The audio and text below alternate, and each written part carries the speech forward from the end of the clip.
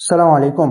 তো রমজান মাস চলে আসলো, এখন আমাদের পড়াশোনার টাইমটাও চেঞ্জ হয়ে যাবে, আবার ঘুমের টাইমটাও চেঞ্জ হয়ে যাবে।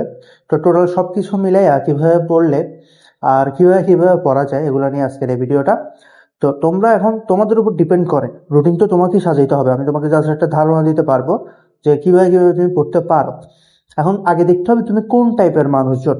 বিভিন্ন টাইপের মানুষ থাকে, যেরকম আমি এখানে মোটামুটি তিনটা টাইপে ভাগ করলাম। এক টাইপ হচ্ছে গিয়ে যারা হচ্ছে রাত জাগে, হ্যাঁ, যারা রাত জেগে থাকে, এরা হচ্ছে একটা টাইপ।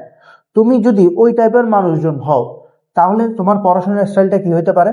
তুমি তারাবির নামাজ পড়ে এসে পড়া শুরু করবা, একদম সেহরির আগ পর্যন্ত পড়বা। এটা হচ্ছে তোমার কি একদম কোর পড়াশোনা, ওইটাই মেইন। একদম তারাবির পর থেকে সেহরি পর্যন্ত তুমি কত ঘন্টা সময় পেতে পারো? ধরো তোমার তারাবি 10টায় যদি শেষ হয়, বাসায় পড়তে পড়তে যদি 10টা বাজে, বা মসজিদে পড়ো, যেখানে পড়ো, ছেলে মেয়ে হিসাবে বলতেছি আর কি, তাহলে 10টা থেকে তুমি ধরো যে 3:30 পর্যন্ত পড়লা। কয় ঘন্টা হয়? 2 3 5.5 ঘন্টা পাচ্ছ। তুমি এখানে 5.5 ঘন্টা সময় পাচ্ছ। ওকে, হ্যাঁ, উল্টা পাল্টা দেখতেছি একটু, সমস্যা নেই। 5.5 আওয়ার্স পাচ্ছ। ওকে, এবার তুমি ফজর নামাজ পড়ে অবভিয়াসলি এখন তোমার ঘুমাইতে হবে। ফজর থেকে জোহর পর্যন্ত ঘুমাইলা, আবার তুমি জোহরের পর থেকে একটা পড়াইতে পারো, যে 2টা থেকে আসরের আগ পর্যন্ত। ধরো আমি ধরলাম এবারে যে 4টা, কারণ এর বেশি এরপরে তোমার বাসায় কাজ থাকতে পারে। তো এইখানে তুমি আরো 2 ঘন্টার মতো একটা সময় পাইতেছ।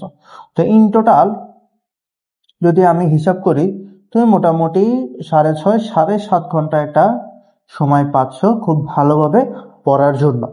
ওকে, আর তুমি যদি সকালবেলার পাখি হও, যেটা বেস্ট, আমি এইটা সাজেস্ট করি।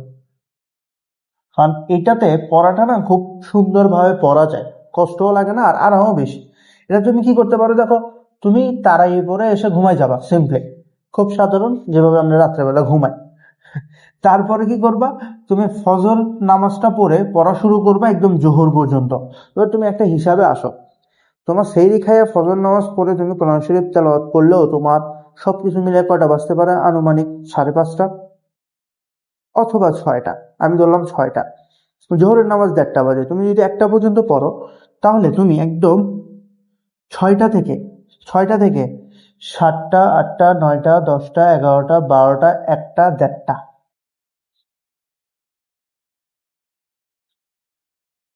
1:30, হ্যাঁ, তুমি মোটামুটি একটা 7.5 ঘন্টা সময় পাবা।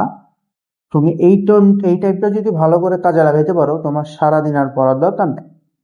তুমি এরপর জোহরের পর একটা ঘুম দিবা। দেখো, এখানে তোমার একটা মাইন্ডসেট ক্লিয়ার থাকতে হবে যে আমি এখন ঘুম থেকে উঠছি, আমার যেমন হোক জোহর পর্যন্ত জেগে থাকতে হবে। তুমি যদি ব্রেনে বেশি প্রেশার দাও যে জোহর পর্যন্ত পড়তে হবে, তাহলে দুর্বল লাগবে। তুমি এরকম একটা মাইন্ডসেট করবে, হ্যাঁ আমি জোহর পর্যন্ত জেগে থাকবো, জোহরের পরেই নামাজটা পড়েই ঘুম। দেখো, জোরের পর এমনও পড়তে ইচ্ছা করে না, খুব শরীর দুর্বল লাগবে, মনে হবে যে রোজাই ধরছে, হ্যাঁ। তো ভালো হবে যে তুমি যদি সকালে এই টাইমটাকে কাজে লাগাইতে পারো। কারণ কিছু মানুষ আছে না, যে সেহরি খাইতে উঠেই কোনো মতো চোখ এরকম এরকম করে, কারণ তারা তো ফজর উপর না ঘুমাইলে দেখা যাবে পড়ে গেছে গা, বেহুশ হয়ে গেছে গা। তো তাদের জন্য এটা ফলো করতে পারো, সেটা হচ্ছে তুমি তারাবির পর থেকে 12টা পর্যন্ত পড়লা, এই জায়গায় তুমি 2 আওয়ার পাইতেছো। এবং তারপর তুমি 12টা থেকে সেহরি পর্যন্ত ঘুমাইলা, আবার ফজর নামাজ পড়ে 8টা পর্যন্ত ঘুমাইলা। এখন যদি বলো যে না, আমার ফজরের উপর 10টা 12টার মধ্যে ঘুমাইতে হয়, তাহলে আপনার পড়ালেখার কামব্যাক হবে না। তাহলে আপনি যদি 8টা পর্যন্ত ঘুমান, 8টার পর থেকে যদি জোহর পর্যন্ত পড়ো, 9 10 11 12 1 1:30 পর্যন্ত পড়লে এইখানে আরো 5.5 ঘন্টা তুমি পাইতেছ। এবার জোহরের পর তোমার পড়তে ইচ্ছা করলে তুমি পড়তে পারো, নাহলে আবার একটু রেস্ট নিলেও নিতে পারো, তোমার ইচ্ছা। তাহলে তুমি যেটাই করো না করো, সবগুলোতে মোটামুটি 7.5 ঘন্টার মতো একটা সময় পাইতেছ। তুমি 7.5 ঘন্টার মতো একটা সময় পাইতেছ। তা আমার মতে এইটা ফলো করতে পারলে তোমার জন্য বেস্ট, এই জন্য যে তোমার রাতের ঘুম ঠিক থাকলো, সকালবেলার যে বরকতময় সময়টা ওইটাও তুমি পাইলা, আবার তুমি জোহরের পরে একদম রিল্যাক্স হয়ে যেতে পারলা। তোমার ব্রেনও দেখবে যে আমরা যখন ওই যে ভালো কোনো কিছু দিয়ে ভাত টাত খাই, তখন বেসিক্যালি এরকমটা হয় ম্যাক্সিমাম ক্ষেত্রেই, যে ওই যে গোস্তের একটা ভালো পিস আমরা মোটামুটি বাঁচায় রাখি, যে খাওয়ার শেষে ওটা মুখে দিয়ে ফিনিশ করব। মানে আমাদের আর কি একসাথে সবকিছু শেষ করে ফিনিশিংটা ভালো দিতে ভালো লাগে।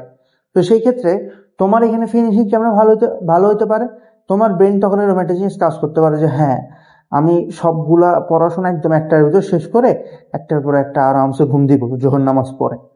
তো এটা ভালো, তোমার ব্রেইনের জন্য ভালো একটা দিক কাজ করতে পারে, তুমি এটা ফলো করতে পারো।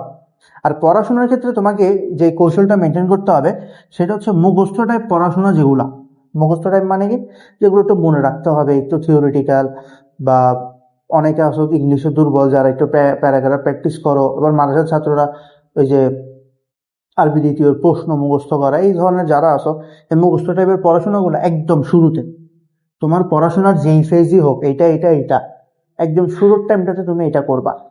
মিডল টাইমটাতে কি করবা, বিভিন্ন প্রবলেম সলভ করবা, ম্যাথের এক্সারসাইজ করবা, ইংলিশের অ্যারাবিকের যার যেটা আছে ওইটা এক্সারসাইজ করবা। আর লাস্টের পার্ট যখন একদম মনে হয় শরীর সারি দিয়ে আসতেছে, তখন তুমি এইচডাব্লিউ গুলো করবা, বিভিন্ন লেখা টাকা থাকে না নোট টোট করার জন্য, বা নোট করবা, ওগুলো তুমি করতে পারো। আর মেইন জিনিস যেটা তোমার করতে হবে, যেহেতু এসএসসি পরীক্ষার্থীরা আছেন বা 9-10 যারা আসো, রমজানে মোবাইলকে একদম কন্ট্রোল করে ফেলতে হবে, একদম কন্ট্রোলে নিয়ে আসতে হবে। আর রমজান এমন একটা মাস, যেই মাসে তুমি চাইলে যে কোনো অভ্যাস করতে পারবা, আবার চাইলে যে কোনো অভ্যাসকে বাদ দিতে পারবা, এটা খুব মুখ্য সুযোগ। তো মোবাইল সহ তোমার যদি অন্য যে কোনো অভ্যাস থাকে যেটা তোমার লাইফকে কি করতেছে, ক্ষতি করতেছে, হ্যাম্পার করতেছে, এ রমজান মাসে তোমার জন্য একদম সঠিক সময় ওইটাকে বাদ দেওয়ার। তা আমার পরামর্শ থাকবে, তুমি যতক্ষণ অন্তত রোজা রাখা অবস্থায় আছো, সেহরির পর থেকে ইফতার পর্যন্ত তুমি সোশ্যাল মিডিয়াতে ঢুকোই না। কারণ সোশ্যাল মিডিয়া তুমি যত ভালো মানুষই হোক না কেন, ওইখানে একদম পর্দা করে তোমার নিউজ ফিডটাকে দেওয়া হবে না। যে কোনো টাইমে গান আসতে পারে, মিউজিক আসতে পারে, যে কোনো বেপর্দা ছবি আসতে পারে, এনি টাইম আসতেই পারে। তো তোমার রোজা যদি ভালো রাখতে হয় এবং ভালো অভ্যাস করতে হয়, তাহলে এইটাই সুযোগ। তুমি যতক্ষণ অন্তত রোজা আসো ততক্ষণ পর্যন্ত তুমি সোশ্যাল মিডিয়া ইউজ করো না।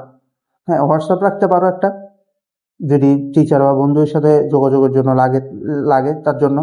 আর মোবাইল না থাকলে তো বেস্ট, যাদের মোবাইল নেই ওরা বাবা বেশি গেছো, ওরা ইজিলি সবকিছু করতে পারবা। তো এই 3টা রুটিনের যে কোনো একটা ফলো করো, বাট ফলোটা করো। যে 7.5 ঘন্টা করে দেখেছি, যারা কাম ব্যাক দেওয়ার চিন্তায় আছে ওরা মনে করতে পারে যা 7.5 ঘন্টায় হবে নাকি, আমার থেকে 14 ঘন্টা করতে হবে। দেখো তুমি ছেলে আরো করতে পারবা।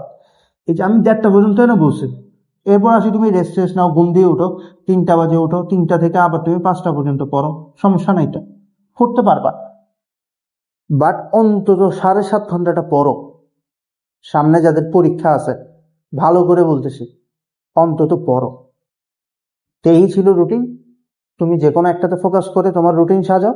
যেহেতু রমজান মাস, পড়াশোনা করবা, বাট এবাদতটা মুখ্য, দোয়া দরুদ বেশি করবা। ইনশাল্লাহ দেখবা তোমার যে কোনো পরীক্ষার্থী তুমি থাকো না কোনো, ইনশাল্লাহ পরীক্ষা ভালো হবে।